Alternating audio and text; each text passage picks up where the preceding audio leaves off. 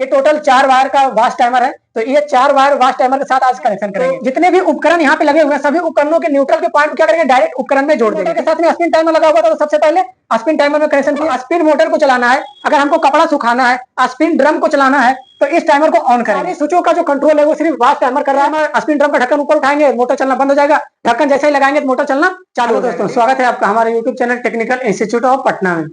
दोस्तों आज हम बात करेंगे semi automatic washing machine connection के बारे में, ठीक है। तो चलिए आज हम समझते हैं सेमी ऑटोमेटिक वॉशिंग मशीन का कनेक्शन और बिल्कुल बारीकी से समझेंगे और हर एक पार्ट का कनेक्शन समझेंगे, ठीक है। तो हमारे साथ बने रहिए। अगर आप हमारे चैनल पर नए हैं तो चैनल को सब्सक्राइब कर ले, बेल आइकन को भी प्रेस कर ले। तो चलिए बिना देर के वीडियो को शुरू करते हैं। तो जैसा कि आप यहाँ पे देख पा रहे होंगे ये सेमी ऑटोमेटिक वॉशिंग मशीन का जितने भी इलेक्ट्रिक पार्ट है, जो भी हमारा इलेक्ट्रिक उपकरण लगा हुआ रहता है वो सारे इलेक्ट्रिक पार्ट यहाँ पे है। तो जैसा कि हम इसका आपको नाम बता दें पहले कि यहाँ पे आ जाते हैं। तो ये हमारा पहला सबसे हो गया ये स्पिन टाइमर।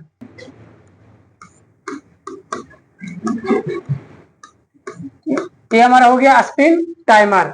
स्पिन टाइमर कहने का मतलब वो जो स्पिन ड्रम को चलाने के लिए जो हम टाइमर लगाते हैं उसी को हम बोलते हैं स्पिन टाइमर। इसके बगल में ये हमारा हो गया स्विच, इसको बोलते हैं डोर स्विच। ये हमारा हो गया डोर स्विच, ये हमारा हो गया डोर स्विच। और इसके नीचे जस्ट आ जाते हैं यहाँ पे, तो हमारा हो गया मोटर जिसको बोलते हैं स्पिन मोटर।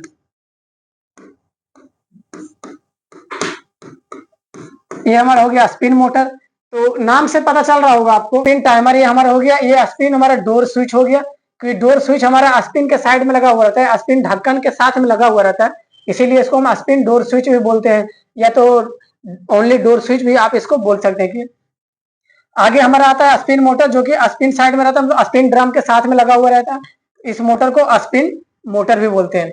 इसके आगे आते हैं तो ये हमारा एक टाइमर लगा हुआ है, इसको भी टाइमर बोलेंगे, लेकिन ये हमारा आएगा वास्ट टाइमर में। किसमें आएगा? Vast timer. ये हमारा हो गया वास्ट टाइमर। वास्ट टाइमर में 2-3 प्रकार की आती है, जैसे कि हम अगली वीडियो में आपको बताए हुए हैं कि वास्ट टाइमर हमारा 3 तार का भी आएगा, 4 वायर का भी आएगा, 5 वायर का आएगा, 6 वायर का आएगा, 7 वायर का आएगा और 8 वायर का भी आएगा। इन सभी में से किसी किसी का जो होता है डबल नोब और सिंगल नोब का भी आएगा।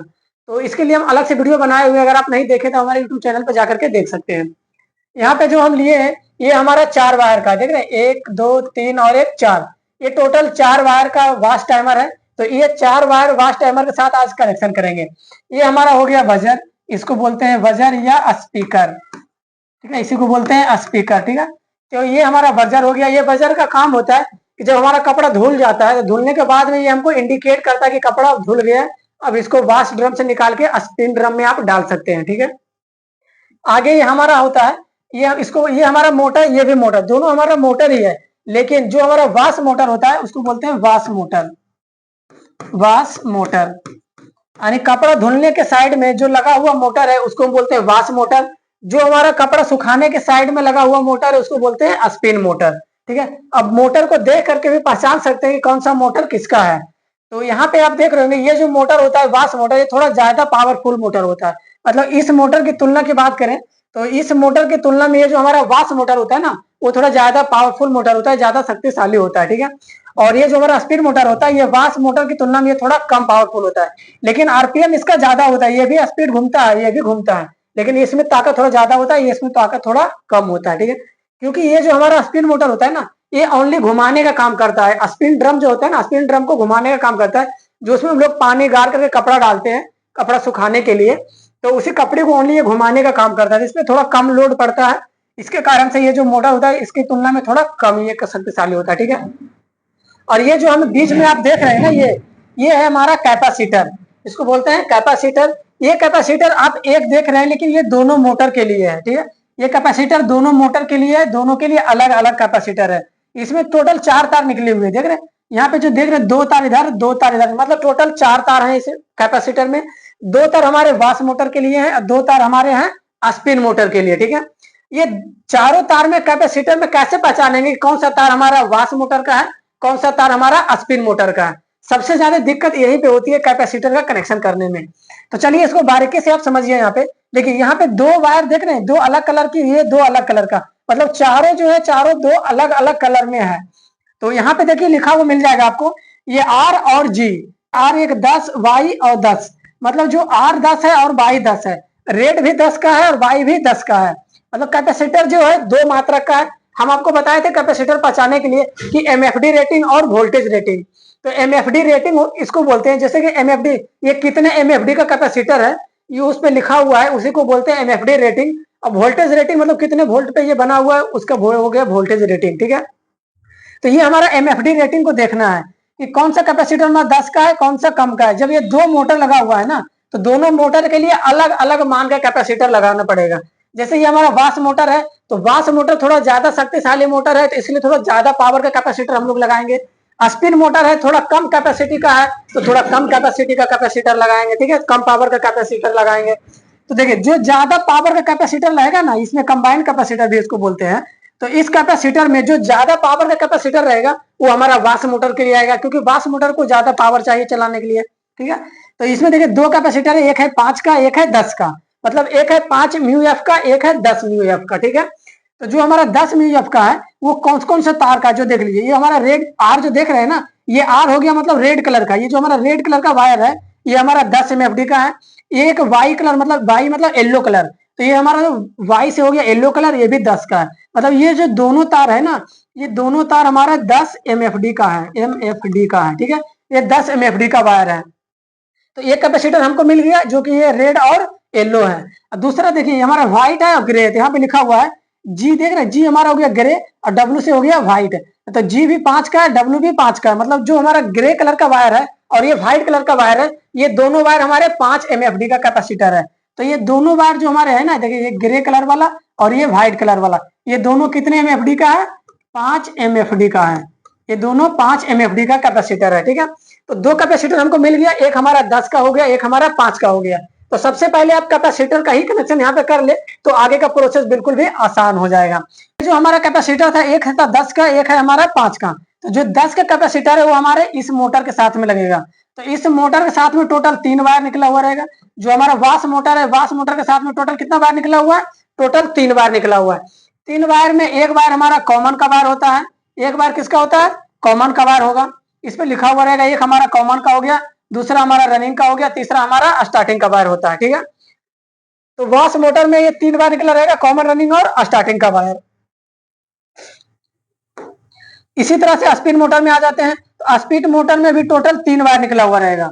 स्पिन मोटर में कितना वायर निकला हुआ रहेगा, टोटल 3 वायर, टोटल 3 वायर निकला हुआ रहेगा। इसमें भी एक रहेगा कॉमन का वायर, एक रहेगा रनिंग का वायर, एक रहेगा स्टार्टिंग का वायर, ठीक है। तो इसमें से भी टोटल 3 वायर है, इसमें से भी टोटल 3 का वायर है। तो अब यहाँ पे ध्यान रखेंगे कि जो हमारा रनिंग वास मोटर था हमारा, जो हमारा वास मोटर था, वास मोटर के साथ में 10 वाला कैपेसिटर लगाएंगे। तो 10 वाला कौन सा है, ये हमारा है रेड और येलो। तो एक पे लगा के रहेंगे रेड का वायर, एक पे लगाएंगे हम रनिंग का वायर मतलब येलो कलर का वायर। तो कैपेसिटर हम 2 वायर पे लगाते हैं, स्टार्टिंग वायर पे और रनिंग वाले वायर पे, ठीक है। कैपेसिटर हमेशा दोनों वायर पे लगेगा, स्टार्टिंग वायर पे और रनिंग वायर पे। तो हम यहाँ से दोनों वायर यहाँ पे लगा दिए हैं। अब आगे का कनेक्शन इधर कर लेते हैं। देखिए ये जो हमारा व्हाइट कलर का वायर है, देखिए ये जो हमारा व्हाइट कलर का है और एक है ग्रे कलर का, इन दोनों का कनेक्शन यहाँ से कर लेते हैं। देखिए यहाँ से लेके आएंगे इस तरीके से और इसको लगा देते हैं, एक स्टार्टिंग पे लगा लिए, एक हम लगा लिए रनिंग पे। तो कैपेसिटर का कनेक्शन यहाँ पे हो गया। कैपेसिटर एक रनिंग स्पिन मोटर पे लग गया, दूसरा हमारा वास मोटर पे लग गया। दोनों मोटर पे कैपेसिटर को बिल्कुल सही तरीके से लगा लिए। जो जिसका ज्यादा मान था, 10 वाला जो था वो हमारे वास मोटर के साथ में है, ये 5 वाला हमारा रनिंग के साथ में मतलब स्पिन मोटर के साथ में है। तो इसमें जो लगाए वो 5 एमएफडी का है, एमएफडी का है, और इसमें जो लगा है वो मेरा 10 एमएफडी का है, ठीक है। दोनों में अलग अलग कैपेसिटर लग चुका है। अब यहां से लेते हैं न्यूट्रल और फेज। चलिए यहाँ पे लेते हैं फेज और फिर लेते हैं न्यूट्रल, ठीक है, फिर ये न्यूट्रल। अब न्यूट्रल और फेज का जब कनेक्शन करेंगे तो सबसे पहले आप ध्यान रखिए, हम जो वायरिंग करने के लिए सबसे आसान हो जाता है, जो इसमें 2 वायर है, जो कि फेज का वायर है, एक न्यूट्रल का वायर है। तो कनेक्शन में सबसे पहले आप न्यूट्रल के वायर को कनेक्शन कर ले तो फेज का वायर बिल्कुल आसान हो जाएगा, ठीक है। तो जितने भी उपकरण यहाँ पे लगे हुए हैं सभी उपकरणों के न्यूट्रल के पॉइंट क्या करेंगे, डायरेक्ट उपकरण में जोड़ देंगे, ठीक है। अरे जो वायरिंग का नियम हमारा अभी कहता है, पहला नियम कि जितने भी उपकरण हमारे हैं सभी उपकरणों के एक एक पॉइंट में न्यूट्रल के वायर को डायरेक्ट जोड़ देंगे, ठीक है। अब बचा होगा जो हमारा फेज का वायर रहेगा वो स्विचों के माध्यम से कनेक्ट कर लेंगे, ठीक है। तो ये हमारा न्यूट्रल के वायर है। तो न्यूट्रल के वायर को जितने भी उपकरण है सभी उपकरणों में डायरेक्ट जोड़ लेंगे। तो देखिए हमारा उपकरण कौन कौन सा है, पहला हमारा हो गया ये स्पिन मोटर, दूसरा हमारा हो गया ये वाश मोटर, तीसरा हमारा ये हो गया बर्जर मतलब स्पीकर। ये तीनों क्या है, हमारे उपकरण है। उपकरण किसे कहते हैं इसके लिए भी अलग से वीडियो हम बनाए हुए हैं, आप जाकर के यूट्यूब चैनल पर देख सकते हैं। ऐसे नॉर्मली भाषा में हम बता दें आपको, तो ये होता है न्यूट्रल और फेज देने पे जो हमको डायरेक्ट लाभ प्रदान करे वो हमारा उपकरण हो जाता है, ठीक है। तो चलिए पहले हम जो हमारे न्यूट्रल जाएगा वो स्पिन मोटर में देंगे, उसके बाद वाश मोटर में देंगे, उसके बाद फिर बजर में देंगे। तब यहाँ से न्यूट्रल की वायर को लेंगे, न्यूट्रल की वायर को लेने के बाद में ये जो हमारा स्पिन मोटर था, स्पिन मोटर के एक कॉमन पॉइंट पे जाकर के लगा देंगे, ठीक है। स्पिन मोटर के क्या किए, कॉमन पॉइंट पे हम लगा दिए। यहाँ से न्यूट्रल कनेक्शन लेने के बाद में फिर इसको आगे लेके चले जाएंगे कहाँ पे, ये वाश मोटर के साथ में। स्पिन मोटर में न्यूट्रल मिल गया, अब यहाँ से लेकर के न्यूट्रल को आएंगे और वाश मोटर के कॉमन पॉइंट पे लगा देंगे। ये वाश मोटर के कॉमन पॉइंट पे क्या किए, लगा दिए। तो वाश मोटर को भी न्यूट्रल मिल गया। अब यहाँ से न्यूट्रल के पॉइंट को लेंगे और ये हमारा बर्जर से दो तार निकला हुआ रेड और ब्लैक, तो एक ब्लैक वाले तार पे इसको लगा देंगे। तो न्यूट्रल देखिए सभी उपकरणों के क्या हुआ, डायरेक्ट न्यूट्रल मिल गया। अब ओनली फेज की बारी है, अब फेज का कनेक्शन करेंगे। फेज का कनेक्शन करने के लिए अब यहाँ से फेज का वायर को लेंगे। सबसे पहले हमारा जो ये लगा हुआ है स्पिन टाइमर है, स्पिन टाइमर मतलब स्पिन मोटर के लिए लगा हुआ है, तो स्पिन टाइमर के एक पॉइंट पे लगा देंगे। स्पिन टाइमर से टोटल दो तार निकले हुए हैं, तो दोनों तार में से किसी एक तार इन का होगा, किसी एक तार आउट का होगा। स्विच का काम ही है कि एक स्विच में लाइन देना, एक तार में लाइन देना और दूसरी तार से लाइन आउट करा लेना, ठीक है। तो यहाँ पे जो हमारा स्पिन टाइमर का दो तार निकला हुआ, तो एक फेज की वायर को लेंगे और फेज में लाइन यहाँ पे दे देंगे। देखिए स्पिन टाइमर में यहाँ से हमने लाइन दे दिया एक वायर में, दूसरा जो हमारा बचा है वो आउट के लिए वायर बचा है, तो यहाँ से हम आउट निकालेंगे, यहाँ से आउट निकालेंगे। और तीसरा जो इसमें आगे कनेक्शन आ जाएगा हमारा डोर स्विच में, ये हमारा डोर स्विच है, तो डोर स्विच के एक पॉइंट पे कनेक्शन लगा लेंगे। देखिए डोर स्विच के एक पॉइंट पे लगा देंगे, किसी पॉइंट पे भी लगा सकते हैं, ऐसा कोई लिखा हुआ जरूरी नहीं है कि एक से इन देना है, कि इसमें इन देना उसमें आउट देना है, ऐसा कुछ नहीं है। किसी पे भी इन दे सकते हैं, किसी से आप आउट ले सकते हैं, कोई दिक्कत नहीं होने वाली है, ठीक है। तो चलिए स्विचों के एक पॉइंट पे हम इन दे दिए। अब दूसरा जो पॉइंट बचा है स्विच का, वहां से कनेक्शन लेके आएंगे और ये जो हमारा रनिंग वाली सॉरी जो स्पिन मोटर लगा हुआ था, स्पिन मोटर के रनिंग वाले पॉइंट पे जोड़ देंगे। देखिए स्पिन मोटर का ये रनिंग वाला पॉइंट है, तो रनिंग वाला पॉइंट पे ला करके क्या करेंगे, स्विच को जोड़ देंगे, स्विच वाला तार को जोड़ देंगे। यानी डोर स्विच का जो एक तार था वो रनिंग पॉइंट पे ला करके जोड़ दिए, ठीक है, मोटर के रनिंग वाले पॉइंट पे। यहाँ से जो हो गया ये स्पिन मोटर का कनेक्शन हो गया, मतलब स्पिन ड्रम का कनेक्शन ये खत्म हो गया। कपड़ा सुखाने वाला जो ड्रम था उसका कनेक्शन हो गया। यहाँ सबसे पहले स्पिन टाइमर में दिए, फिर स्पिन टाइमर के बाद में ये डोर स्विच हमारा हो गया, डोर स्विच के बाद में सीधा हमारा मोटर पे आ गया, यहाँ पे कनेक्शन हो गया। अब इसके बाद करेंगे आगे का कनेक्शन।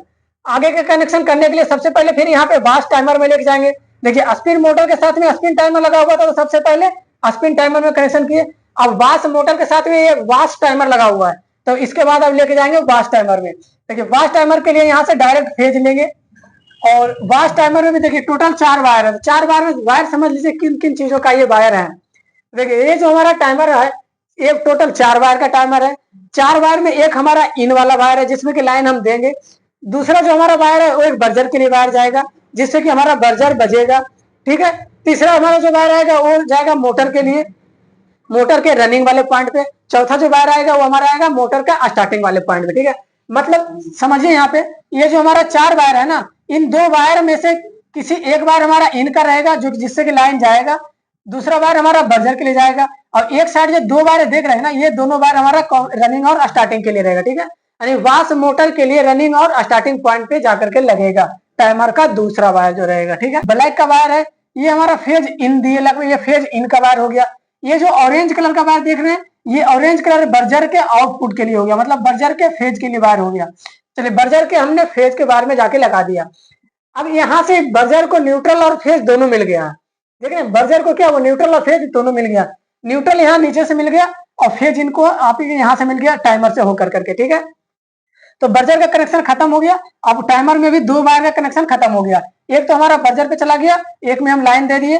अब इधर 2 आउट के लिए 2 वायर बच गया, एक रेड कलर का एक येलो कलर का। ये दोनों वायर जाएंगे मोटर के रनिंग और स्टार्टिंग वाले पॉइंट पे, तो यहाँ से लेके आएंगे दोनों वायर को और एक हम जोड़ देंगे रनिंग वाले पॉइंट पे और दूसरा वायर जो मोटर का लेके आएंगे उसको जोड़ेंगे स्टार्टिंग वाले पॉइंट पे, ठीक है। तो यहाँ से रनिंग और स्टार्टिंग मोटर को भी मिल गया और यहाँ से हमारा कनेक्शन भी हो गया टाइमर के साथ में। तो बिल्कुल पूरी तरीके से यहाँ पे कनेक्शन हो चुका है। कनेक्शन होने के बाद में जैसे हम यहाँ से ऑन करेंगे, जैसे यहाँ से लाइन को हम ऑन करेंगे तो लाइन ऑन करने के बाद में सारे स्विचों के पास में लाइन चला जाएगा, स्विचों के पास में लाइन चला जाएगा। अब यहाँ कौन कौन स्विचों के पास में जाएगा तो ध्यान रखिए। सबसे पहले ये हमारा स्पिन टाइमर के पास में लाइन आ जाएगा, फिर उसके बाद में वाश टाइमर के पास में लाइन आ जाएगा। अगर हमको स्पिन मोटर को चलाना है, अगर हमको कपड़ा सुखाना है, स्पिन ड्रम को चलाना है, तो इस टाइमर को ऑन करेंगे। इस टाइमर को जैसे ही ऑन करेंगे तो ये हमारा ये जो हमारा स्पिन मोटर है वो स्पिन मोटर चलने लगेगा, ठीक है। इसके बाद अगर हमको कपड़ा धोना है तो फिर यहाँ पे आ जाएंगे वाश टाइमर के पास में, और वाश टाइमर को जब ऑन करेंगे तो ये हमारा कपड़ा धुलने लगेगा। ये वाश जो ड्रम रहेगा, वाश ड्रम में ये हमारा घूमने लगेगा, ठीक है। ये वाश ड्रम में लगा प्लास्टर भी चलने लगेगा, मोटर भी चलने लगेगा, मतलब सारी चीजें जो भी हमारा कपड़ा धुलने के साइड में जो भी उपकरण लगा हुआ है सारे उपकरण काम करने लगेंगे, क्योंकि सारे स्विचों का जो कंट्रोल है वो सिर्फ वाश टाइमर कर रहा है, वाश की साइड में, कपड़ा धोने के साइड में, और ये स्पिन के साइड में सिर्फ स्पिन टाइमर कंट्रोल कर रहा है, ठीक है। इसी के माध्यम से सारे काम करने लगेंगे। अब ये डोर स्विच कैसे काम करेगा तो समझिए, जैसे ये डोर स्विच लगा हुआ रहता है स्पिन ड्रम के ढक्कन में, जो हमारा स्पिन ड्रम होता है ना, स्पिन ड्रम के ढक्कन में डोर स्विच लगा हुआ रहता है। तो जैसे ही हम स्पिन ड्रम का ढक्कन ऊपर उठाते हैं ना, तो ये वाला जो देख रहे हैं डोर वाला स्विच का ये वाला पॉइंट, ये ऊपर उठ जाता है, जिसके कारण से इस वाली सप्लाई से इस वाली सप्लाई में कनेक्शन कट जाता है, कनेक्शन हट जाता है। हमने यहाँ पे इन दिया है तो यहाँ से आउट इस तरीके से इसमें कनेक्शन आया हुआ रहेगा, ठीक है।